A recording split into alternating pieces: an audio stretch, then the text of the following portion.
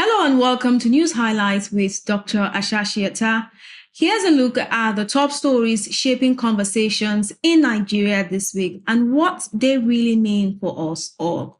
First, President Bola Ahmed Tinubu has reversed the pardon given to Mariam Sanda, drug barons, and human rights violators. The presidency says their inclusion on the pardon list was an error and they will serve their remaining sentences.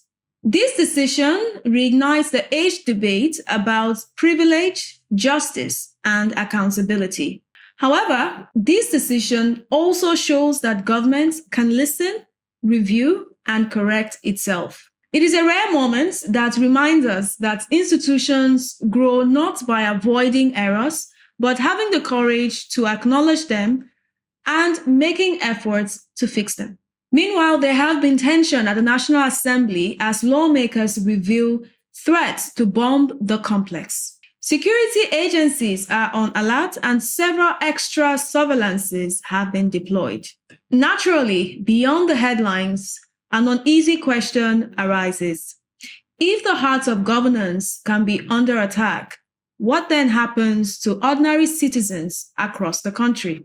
Once again, Nigeria's national security narrative collides with the reality of everyday fear. Over in the Senate, it is official.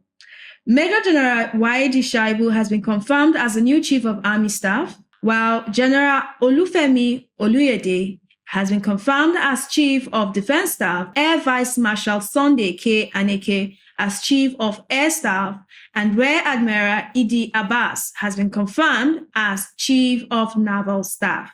Lawmakers describe them as field-tested officers who are equipped with not just the knowledge, but the expertise to rebuild the trust between the Nigerian people and the armed forces. On the economic front, Nigerians lament as the price of cooking gas climbs again. As of October 28, a 12.5 kilogram cylinder now costs between 16,500 to 18,000 naira. Marketers blame forex shortages and global supply challenges. But for most households, the explanation doesn't lighten the burden. This surge is more than inflation. It is a story of survival where the cost of living continues to rewrite what it means to make ends meet. And finally, a flicker of relief in the education sector. The federal government has released 2.3 billion naira to pay salary and promotion arrears of university lecturers. Official says it is part of the broader reform to restore confidence in tertiary education. ASUU call it a step in the right direction, but lecturers insist that morale would not rise as a result of one payment.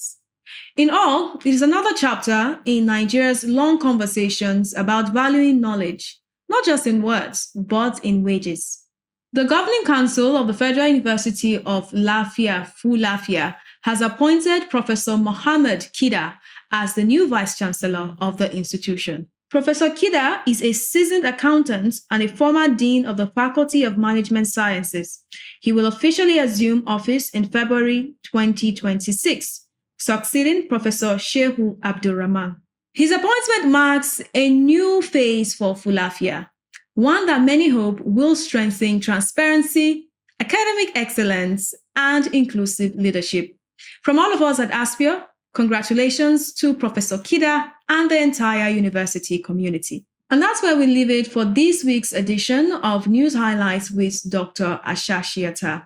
As always, please remember to share your thoughts and opinions in the comment section.